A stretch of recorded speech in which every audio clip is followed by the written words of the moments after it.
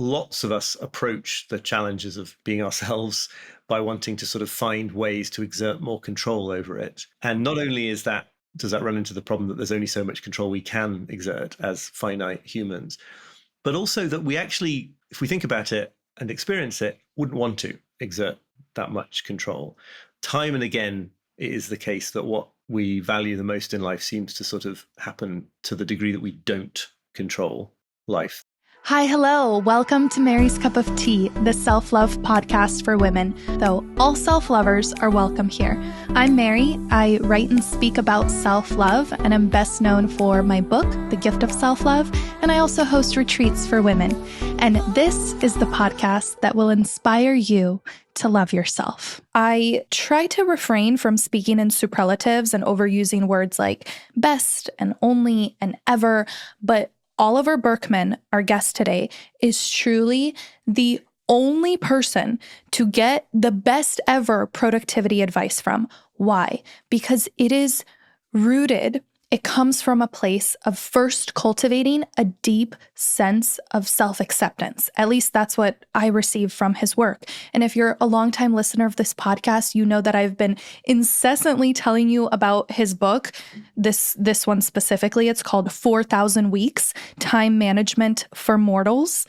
And it's essentially about facing your existential dread to then hopefully liberate yourself to do things that matter the most. And then his follow-up book to that is called Meditations for Mortals, 4 Weeks to Embrace Your Limitations and Make Time for What Counts. So I freaked when Oliver agreed to be on this show. A lot of you who have listened to the other guest episodes probably are like, I don't think I've ever seen Mary interview a man on her podcast aside from her husband. And this is true. I mean, but Oliver just gets it. Like, he gets it and is going to make you feel equal parts heard and attacked.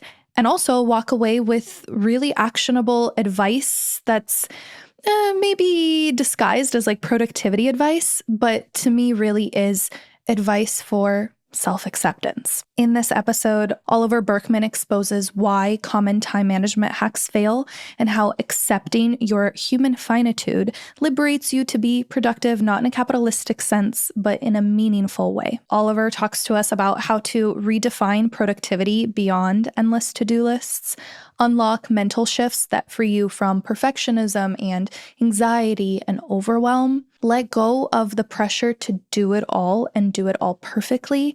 And I really hope you stick around to the end because this part's important. How do you care about the world's problems without succumbing to despair? Please enjoy. Without further ado, I'm so excited to bring to you Oliver Burkeman on the Mary's Cup of Tea podcast. Hi, Oliver. Welcome to Mary's Cup of Tea. Thank you very much for inviting me. I only have a glass of water, I'm afraid. That's okay. It could be Oliver's cup of water if you ever start your own podcast. Yeah, though it's not very on brand for a British person, but I don't drink a lot of tea, I have to confess. Oh, wow. I feel like I already got such juicy content in the first couple seconds. Well, if you were a tea drinker, or perhaps you don't have to be, but proverbially speaking, what is your cup of tea, like something small that you've been delighting in lately? Oh, what an interesting question. We live in a very rural part of northern England, and it is lambing season here, which isn't all a happy story when you think about all the different stages of the process. Perhaps I mean, from the point of view of the lambs, but there is something absolutely extraordinary about being surrounded by these fields of sheep with their baby sheep. There's a real sort of playfulness to those young animals that is kind of really makes my sort of walks around the area more fun. Lambing. I didn't even know what that was. Well, lambing means that the lambs are being born, but a lot of them are destined for where lambs. Hey, here we are. We're talking about meat production within the first few minutes, but also death and mortality, which is really what your work is about, like conquering existential dread in some way. And you lure people in by being like productivity, time management, and then in the first couple of pages, you're like, let's talk about your mortality. Yeah, I mean, I think ultimately the only reason that any of these questions of managing time and really any question in life, I think you can make the argument is only meaningful because we're finite, because we're mortal. If we lived forever, then the answer to the question, what should I do with today, would always be like, doesn't matter, right? Because there's always an infinity of other days to choose from. And it's because that's not the case that our lives have the meaning that they do. Yeah. Sometimes we lose sight of that. And not only do we think we're infinite and invincible, but we also flagellate ourselves whenever we don't meet all the expectations. And I really, really want to get into that. But can I just shower you with love for just a second about how much your work means to me? Happily, yes, sure. Fine, if you insist. My longtime listeners know that I've been incessantly talking about 4,000 Weeks. When it first came out and I devoured it, I did a dedicated episode to it. I did call it Productivity for Self-Lovers, and it was largely inspired by Time Management for Mortals, that format. And, I added some elements of self-compassion and hugely inspired by your work. Send it to all my friends who say that they're feeling overwhelmed. But something a little bit more interesting that I was thinking about many years ago, maybe 6 or 7, when I was living with my parents, one Saturday afternoon, my stepdad was planted on the couch, glued to a book. And my mom and I were like, this man does not read. And he proceeded to only talk about that book for weeks on end. He ordered 15 copies, gave it out to anybody who would listen, which ironically at the time was my then new boyfriend, my now husband. And we were all kind of like, what is this book that he's so into? It was The Antidote. Oh, wow. Yeah, Happiness for People Who Hate Positive Thinking. And that was one of your first books, is that correct? Yeah, right. Yeah. Wow, that's extraordinary. My gratitude to your stepdad. I didn't realize you were the same person when I read 4,000 Weeks. It all just came back to me. Well, let's define some terms first. Your newsletter, for example, is called The Imperfectionist. How did you come up with that? And what does imperfectionism mean to you? I don't recall exactly how I came up with it. I think these things sort of, I'm sure you've had this experience, they sort of present themselves to your mind in a way that you don't necessarily know where they came from. But it was after that I sort of began to flesh out what I call in the new book, what the approach that I call imperfectionism. And in some ways, this is just like a label, because you've got to have a label for these ideas. It makes them sort of easier to get one's head around.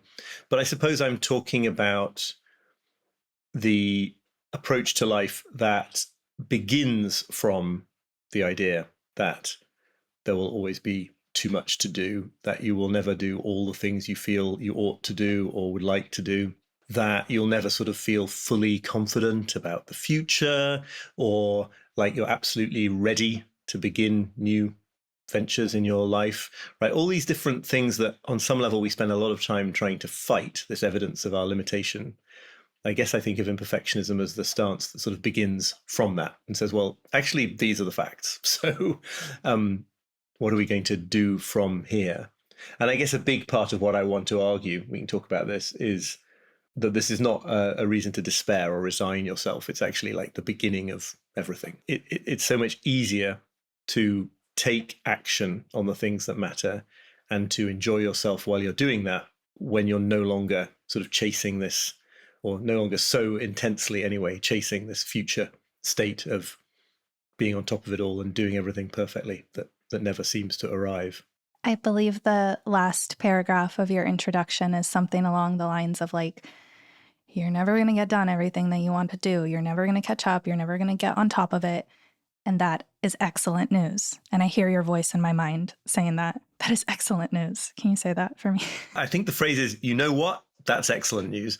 And one of the remaining uses of italics that I was allowed to preserve after my editor suggested that I take out some of my compulsive use of italics. I really think it is excellent news, but I think it takes a couple of steps, I guess, to feel into why it is excellent news. There's a kind of a defeat that you do have to go through, a sense of like failure in a way, but a very specific kind that is the prelude to something much better, ultimately. Before we talk about that, did you have like a personal breaking point or like a time period of your life where you realized like, fuck, none of these productivity hacks are working for me and I'm never going to reach my insane expectations of myself? The way it works for me, as a very sort of left brainy, analytical, intellect first kind of person, is I have these kind of intellectual breakthroughs in a very sort of sudden way, but then it takes me like years to live differently as a result of anything, right? So it's not that I sort of saw things differently and then I was suddenly free of it all. In many ways, I'm still sort of struggle with some of this stuff today.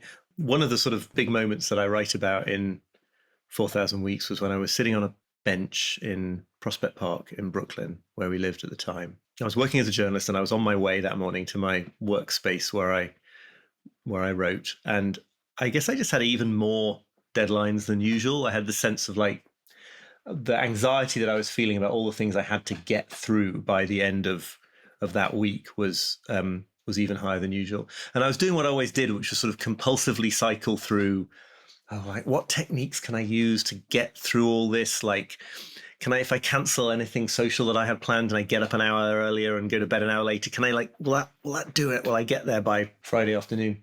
And I recall just very powerfully being struck by the words, oh, like, it's impossible. You're trying to do something here that isn't possible. I'd had that thought many times in the past, but it was sort of like, this is impossible. What can I do about it? I'm such a loser. This was more like, oh, it's impossible. And it was kind of liberating, right? It was a weight off my shoulders because I just sort of suddenly realized, and as I say, many years to sort of properly live up to this, but I just sort of suddenly realized that just because I felt like there was a certain number of things that I ought to do in a certain amount of time, that it didn't follow that it was possible to do them. And this was just like, this was a big moment for me because first of all, it's like much harder to beat yourself up about something when you've really seen the impossibility of it. And secondly, because it was sort of, it enabled me then both that week and for, thereafter to understand a bit more clearly that my job was to choose some things to do from this infinite, or certainly bigger than impossible amount. And it would always only be to choose some things to do.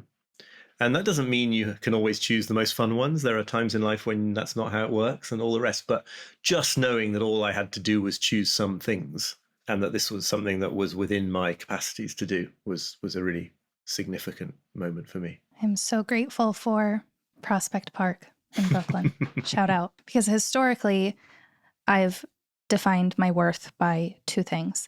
The first one was appearance, and the second one was productivity. And as I read your books and newsletters, the amount of parallels that my brain connects to that struggle with body image and that same kind of epiphany download that I had one day as I was going through another vicious restrict, binge, feel like a failure, hate myself, like that whole cycle. And then at one point being like, it's impossible. Like, I'm never going to be as skinny or perfect or look the way that I assume that I want in my head or that society says we need to be in order to deserve a sense of happiness, peace, confidence, love. Yeah, no, I can really see how those parallels would shake out. It's for reasons of sexism, basically. I guess that's not something that the specific context is not one that I'm personally have experience of, although it's not unheard of among men. But it's the same pattern can repeat itself in so many different domains.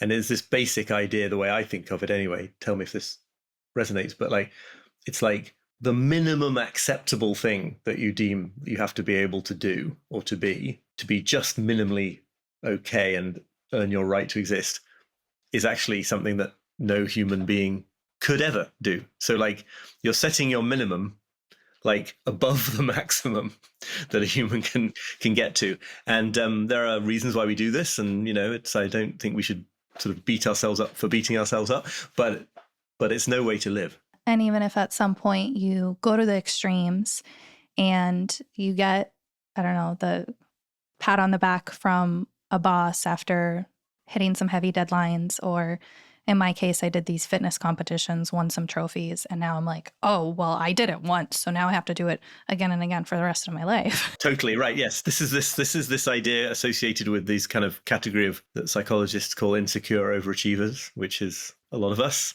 I guess.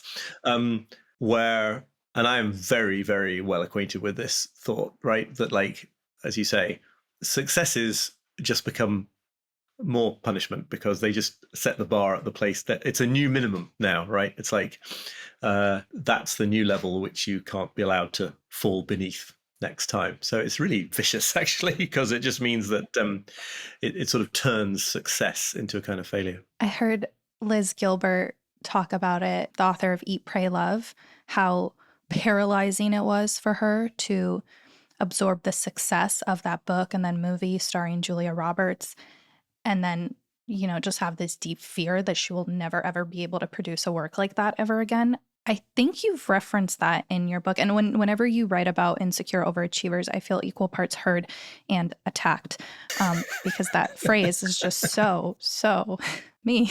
Equal parts heard and attacked is really what I'm going for. And, you know, I think that people have often said to me, they think why writing is confronting. And I'm always a bit surprised because it's like, well, it's just me too, right? But I think I probably have written about that. I've mentioned Liz Gilbert many times in things I've written because she's so brilliant and so close to this kind of material and this outlook, you know, everything she's writing. But she wrote a book called Committed about marriage after Eat, Pray, Love.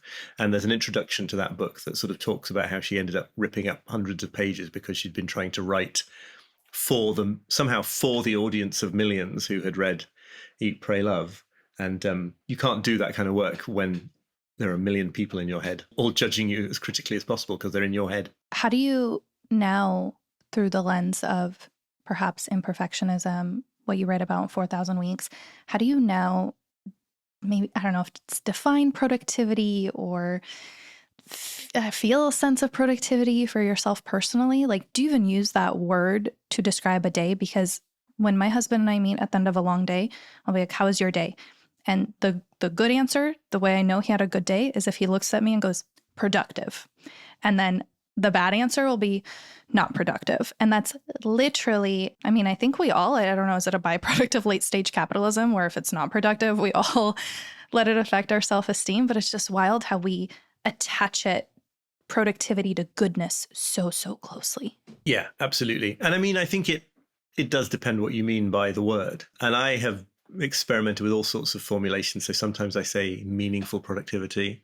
There's a word that I come across from sort of therapy writings and Jungian therapy writings, especially, that is generative and generativity. And there's something interesting in that. Like, would you have a generative day? That would be an interesting way to ask the question. And more I just come back to very vague things like a feeling of aliveness or a feeling of vibrancy, or resonance is the word from the theorist Hartmut Rosa that I write about in the new book.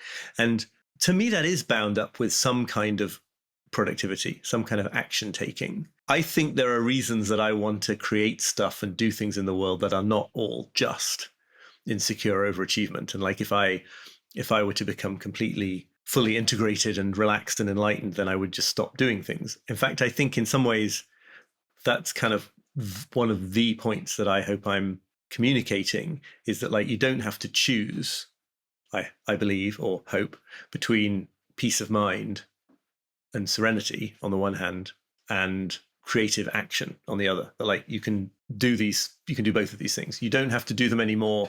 You don't have to do the stuff anymore to sort of fill an inner void, but you do it because it's fun and good to do it, and because it's part of living to want to do that stuff. And there are people, I don't know your husband, but there are people who are naturally already in that space, right? They just love doing stuff. They're not actually doing it to kind of shore up an inner sense of inadequacy. And I'm always very admiring of them when I sense that I'm in their presence, right? It's just like, why would you not want to create things and connect people and form friendships with people? It's what being alive is about. So I think it's totally possible to sort of rescue some definition of productivity from that kind of Protestant work ethic, late stage capitalism, unless I produce more and more and more, I don't get to be justified in my existence kind of outlook. Personally, out of all those phrasing, the one that I like in lieu of productivity that I wrote down, as soon as you said it, I'm like, that's the one for me,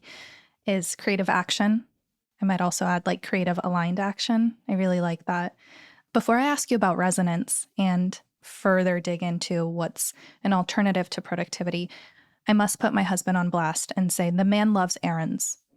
Like he gets lit up when he's running Great. errands. And for me, it's draining. I was going to, yeah, right. It just goes to show how we all have different things that feel, I guess, generative, so to speak. And thus the more reason to kind of embrace our limitations or our various energy levels, or for women, their cycles, or and build a life with somebody who enjoys doing errands. That seems like a good recipe. Yeah, no, absolutely. So tell us about resonance and why that particular term resonated with you so deeply that it was one of the first passages in Meditations for Mortals. I had been groping around at these ideas for a while when I encountered the work of Hartmut Rosa, who is a German social theorist. He's written a very, very big, quite readable, but big book called Resonance. The subtitle is A Sociology of Our Relationship to the World. And he's written a very tiny book, also very readable, called The Uncontrollability of the World. And they basically amount to making the same point. He's not so much talking about individual life as I am, but it's the same idea on a sort of societal level, that we sort of ceaselessly pursue a greater sense of control over things.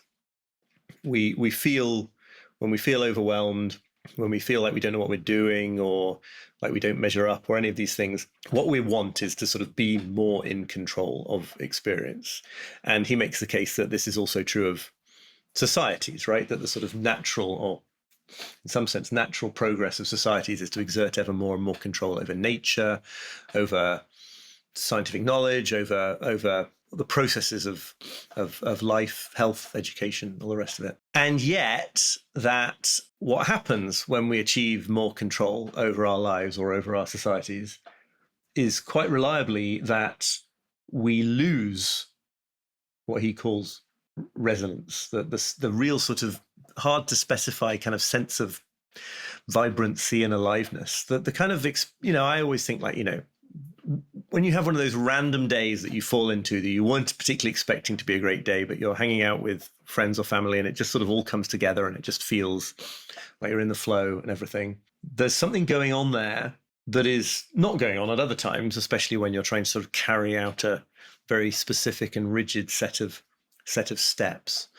The reason that I find this also relevant to what I'm writing about is that I think that lots of us approach the challenges of being ourselves by wanting to sort of find ways to exert more control over it. And not only does that run into the problem that there's only so much control we can exert as finite humans, but also that we actually, if we think about it and experience it, wouldn't want to exert that much control.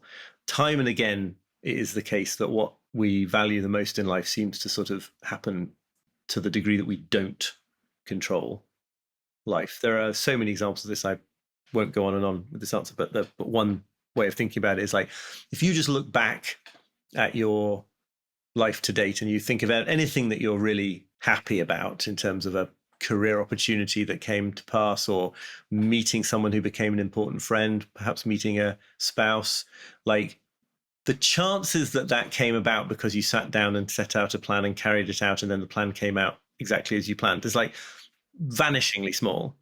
Again and again, it's like something happened that you wouldn't have predicted, and that's where the good thing came from. So even though we recognize that, like a lot of my life and my relationships and my marriage and my son and everything can all be traced in some way to the fact that I did a sort of one semester of a postgraduate degree in the United States after I graduated in the UK that was basically a disaster. I shouldn't have done it. If I'd had the right amount of control over my life that I thought I wanted, I would have been like, okay, I can see ahead. I can see that this is academically disastrous for me. I'm not going to do it. Actually, if I hadn't done it, I wouldn't have been in a hall of residence, a dormitory next door to a guy who became a good friend. And then I inherited his social circle when I moved to America. La, la, la, la, la, right? All these things follow, but they follow from things that are reflections of our lack of foresight and control over our lives. There's something quite important in that. Yeah. And again, it's easy to forget that importance, but the serendipity and the butterfly effect, like it all happens by definition outside of your control. It takes a lot of trust, to sort of unclench your grasp over things, but it is repaid by a more engrossing life. Totally. And even the small adventures. I'm thinking the New York Times published an op-ed, I think last October. I remember it because it came out. I was reading it as I was on my way to my first backpacking trip. And I'm a really good travel planner. I host retreats for a living. I plan all the trips for me and my friends. I'm better than ChatGPT, like truly, but also very neurotic about it. It'll take me many hours obsessively finding the best places, the best spots, the best views. And I do it all because I want to surprise the people that I'm traveling with the best experience. And at this point, the New York Times released an op-ed about reclaiming a sense of novelty, something along those lines. And it was so divine that I read it on my way to the backpacking trip because that was really scary for me. It was like 27 miles in just a couple of days. I've never gone on such a long hike before. And it resonated so much with me and the friends I was hiking with too, because like some of the best travel experiences are that little dive bar that you randomly came across, right? Or the time you just find a joint somewhere. Sorry, that's like very, very personal. But somebody sells you something on the street and you're like, oh, okay, fine, whatever. And that turns into lots of giggles. And that novelty effect, I think, in day-to-day life could and should be reclaimed too. Yeah, no, absolutely. And I think what is interesting about that is that a lot of the time anyway, it's not that you need to sort of come up with a new plan to be a really serendipitous person, which very easily turns into a new kind of, perfectionistic, self-lacerating thing. It's just how life goes naturally when you allow yourself to just a little bit unclench your grip on the metaphorical steering wheel of it. And yeah, I really hope that I can convey this stuff in that spirit of not you need to change your life, but actually what you would already be doing if you just let go of a bit of the self-criticism is a lot of us anyway, doing a bunch of okay things when it comes to navigating life without the huge pressure of the idea that it must be different. The right way to do things must be different. I shared on my Instagram my favorite planner the other day, this little $6 thing, linked to it on Amazon. It was the most link clicks I've gotten on any post ever. And it was a little bit alarming and also just telling of how obsessed we are with not just productivity, but specifically to-do lists and finding the right format for to-do lists. So let's go back to the definition aspect that I haphazardly started with. How do you feel about to-do lists? The first thing to say about all this stuff, planners, productivity tricks, all the rest of it is I am not, as I hope I've made clear by now, coming at this from the perspective of someone who never needed any of that junk. And I'm just sharing with the grateful populace my wonderfully serene way of living, right? It's I am a total junkie for all these things. And to this day, right? So you hold that up in front of the camera and what planner is that? I'll send you the link. Yeah, I'll send you the link. Cute. Yeah, right. Thanks. It's all to do with the spirit in which you encounter those things, right? There was a time when I related to all these things as if I thought the right one was going to save my life on some level. Now, at least to some extent, I'm able to just see it as a kind of fun, slightly eccentric hobby that I have. I like things stationary and planners, fine. But it's not that kind of, is this going to be the system that finally makes me feel adequate as a person?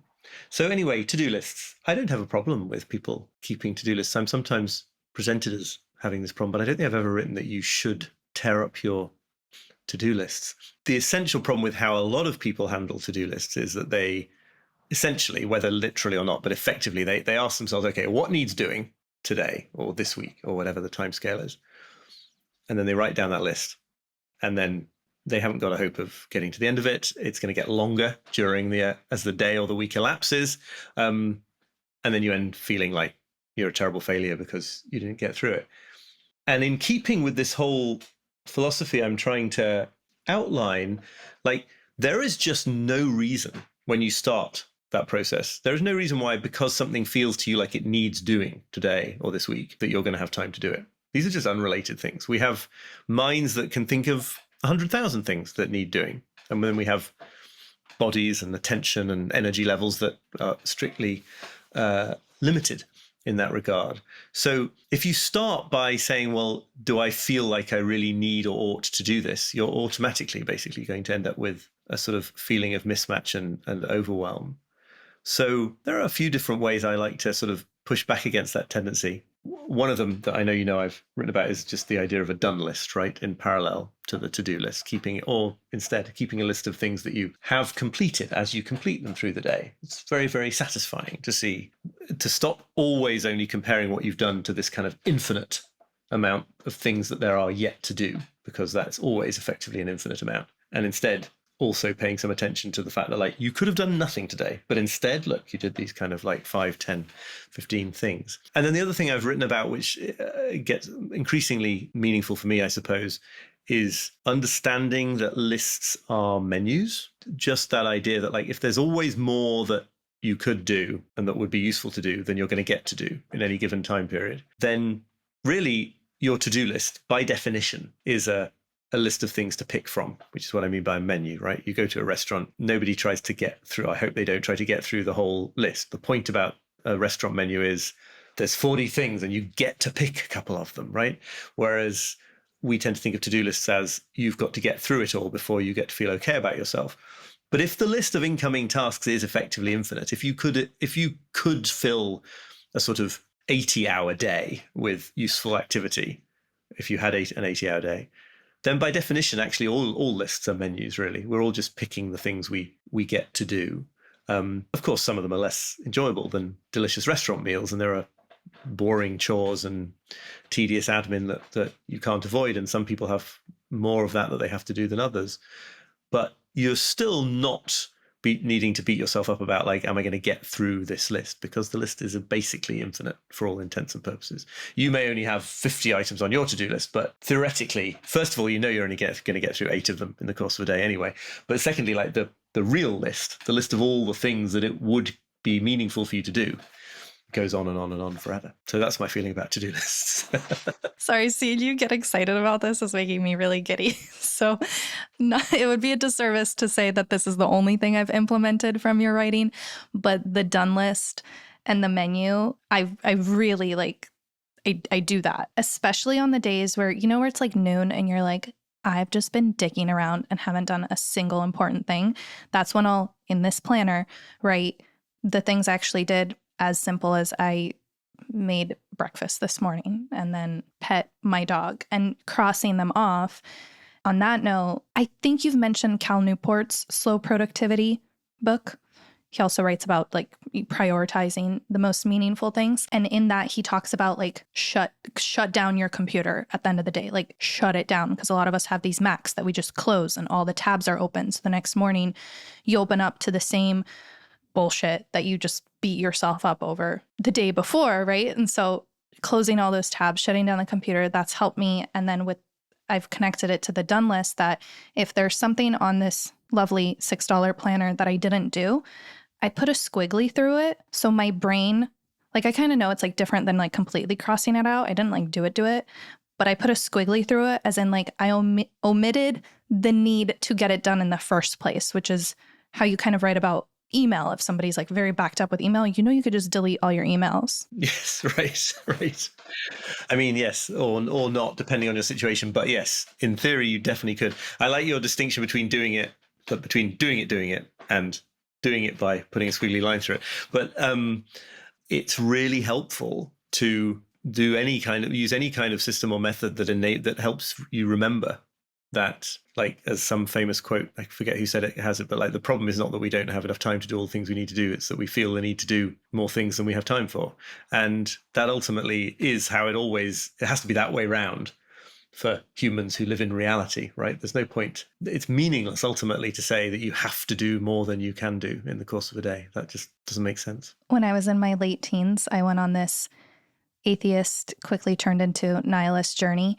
And one thing that I really remember from that phase of my life is reading somewhere that time is the one God that we all worship. I like that phrase. Yeah. Hey, self-lovers, sorry to interrupt, but do you have my self-love playlist? There's over 300, if not 400 songs on it that are so fun and uplifting and empowering, and I think will really be perfect for when you're getting ready, trying to hype yourself up, dealing with a bad body image day, or anytime you just want a little boost of self-love. These tracks will do it for you. So head to maryscupoftea.com/playlist to get it and know that I am dancing and jamming with you from afar. Cheers. Those are the few things that I've been able to implement, but one that I still struggle with, but love in theory, is the 70% rule. Could you explain that? Yeah, I mean, I wrote about this in my newsletter quite recently, and that is proof that it's, that shows that it's something I'm still sort of feeling my way around. I don't share things in the newsletter when I've just thought of them, but I often do share things that I'm, only spent a few weeks experimenting with. On some level, I'd been experimenting with this for a lot longer than that, but it sort of clicked into focus for me recently. And basically the 70% rule, I don't know what rule means in these contexts, but the idea is that if you feel sort of 70% confident that a decision is the right decision, 70% happy with something that you're planning to release into the world, publish or whatever, 70% confident that an action you're planning to take is an action that you want to take, like make that the threshold for action. Get into the habit of moving forward at 70% confidence, basically. I discovered after I'd started writing about this that I'm not the first person to come up with it in this context, but there is something very powerful to me anyway about that particular level for a perfectionist, because it is most of the way there, right? 70% is most of the way there, but it's a real chunk not there, right? Like 30% is real. I'm not saying like when you're 95% certain or something, which is just an invitation to more perfectionism. And the thing I was trying to convey in that newsletter was, and this is a feeling that comes up a lot with what I write, I find, like, I'm not just saying like, it's okay, you have permission to move forward at 70%. I'm not just I am hopefully conveying a sense of sort of forgiveness, but that's not the main thing. The main thing is like, can you see that this is actually a kind of muscular training? You're actually sort of building a skill, which is the skill of moving forward in the presence of anxiety or in the presence of self-criticism. So for the kind of person who thinks of themselves as a high achiever and who loves productivity techniques or who has a lot of fitness goals and runs marathons, like this is actually, can you think of it not as pushing back against that part of your personality and trying to get rid of the part of you that likes to achieve things, but can you think of this as the thing that you're going to try to achieve next, right? The sort of, I'm going to become sufficiently sort of mentally strong, I suppose, to be able to do this. And and every time I manage to do this, to like move forward at 70%, I'm going to like be able to congratulate myself for reaching a new height. So I'm trying to convey the idea that it's almost like, as I said in the newsletter, I know it doesn't make mathematical sense, but I'm almost trying to say that 70% is better than 100%. Because apart from the fact that you'll never reach 100%, even if you sort of do in certain contexts every so often, all you're doing then is reinforcing the idea that things have got to be 100% for you to take action. And so it takes a kind of guts, right, to move forward at 70%. And I practice this, but I don't find it easy a lot of the time.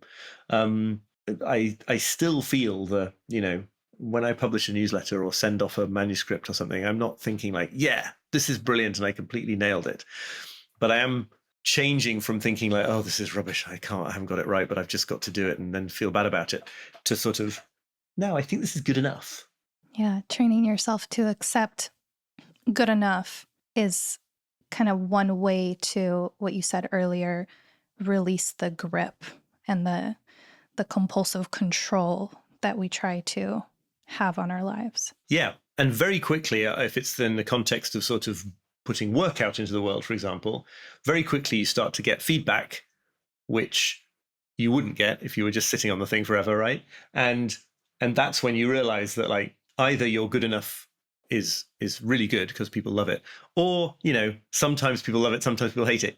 which just should tell you that like you don't have a clue what counts from their point of view, and nor is it really your problem on some level. So when I was writing columns for the Guardian newspaper as well, this would happen all the time, that like if I was proud of some piece, it would probably vanish without trace. And if I thought something was awful, but I just had to get something out there because the deadline had come, someone would tell me it was the best thing they'd ever read from me. So it's useful to remember that nobody knows anything.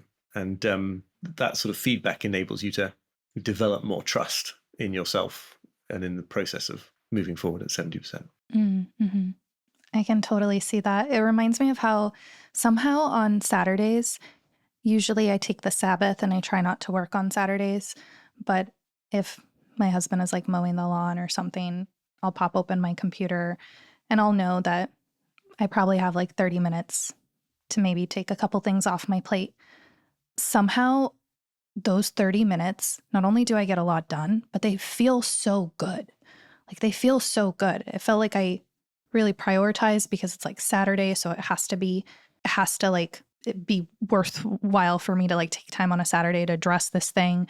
It feels good because I know there's like an end in sight and I'm going to enjoy the rest of my day. It feels good because I know it's Saturday and I'm not really obligated to work anyway. So this is like bonus. And I'm like, wow, why can't I have this approach and this mindset on like a Wednesday? But somehow my brain is like 9 to 5. And if you're not like planted at your desk for those hours, which is why the recent studies, and I think you mentioned them in your book, like about how we really only have a few hours in us of like decent work.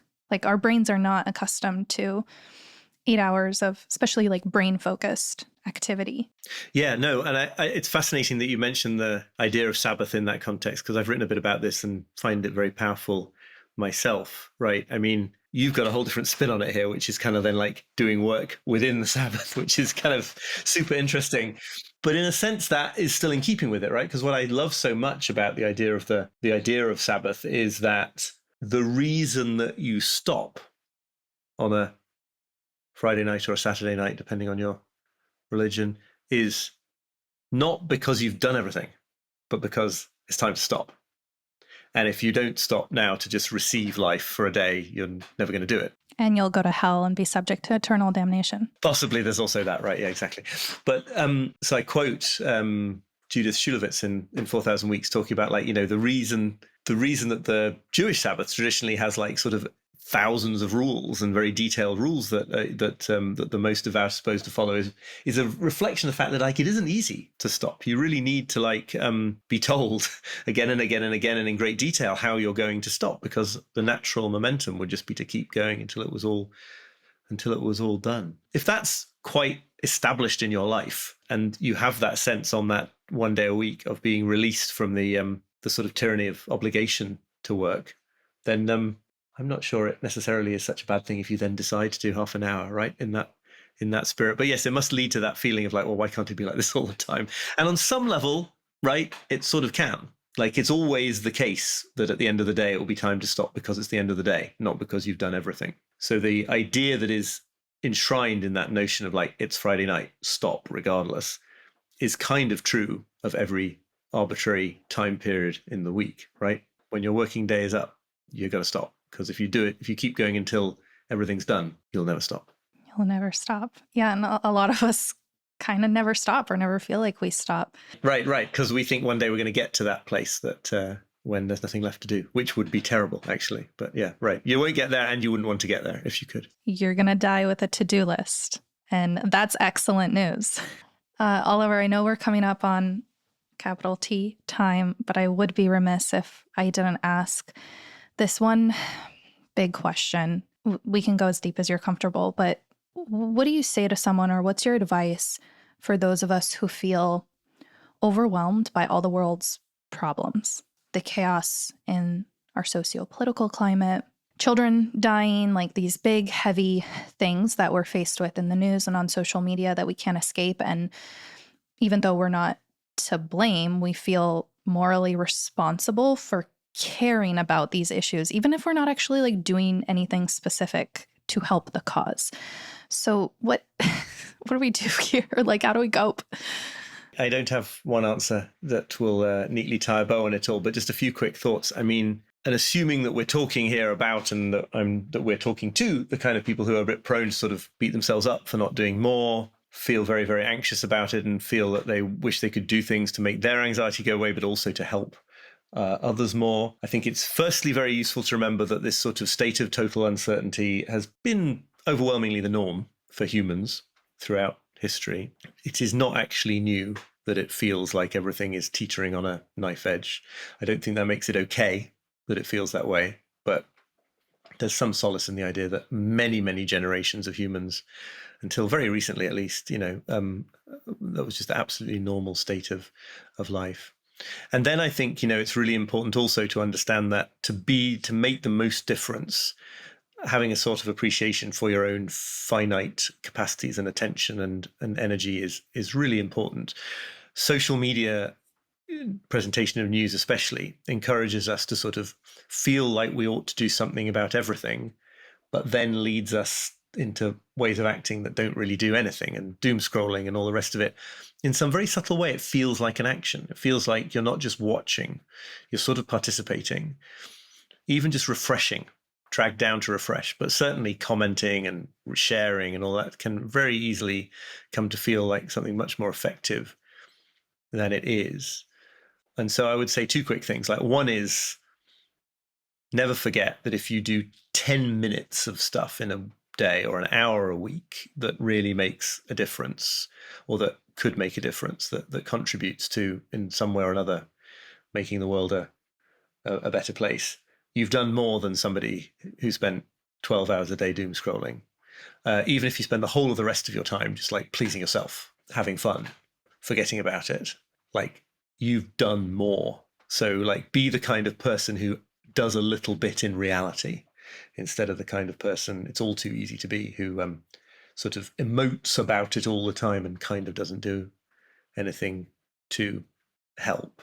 And then I think, especially when these sort of things feel so all encompassing and it feels like it's our lives, it's not just like far off tragedies that we're trying to help. It's like, it's right here at home.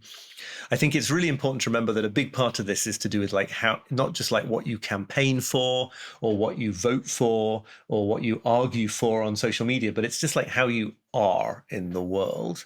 And so one of the things that resonated with me a lot after the presidential election in the US just gone, and the sort of sense of this like constant kind of living too far inside the brains of people that I didn't want to be inside the brains of, was it's just like, there's something important here about just like looking people in the eye and having conversations in your neighborhood and trying to remember a little bit more to be the kind of person you'd like the world to be full of, rather than only thinking of this as something to sort of protest for, demonstrate for, advocate for. That's important, but like, we can sort of be the things that be the change, I guess is the cliche, isn't it? Right. But it's like, you can make a very big difference just by showing up in a certain way instead of another way. That is really helpful. And I think we can never have too many of those reminders.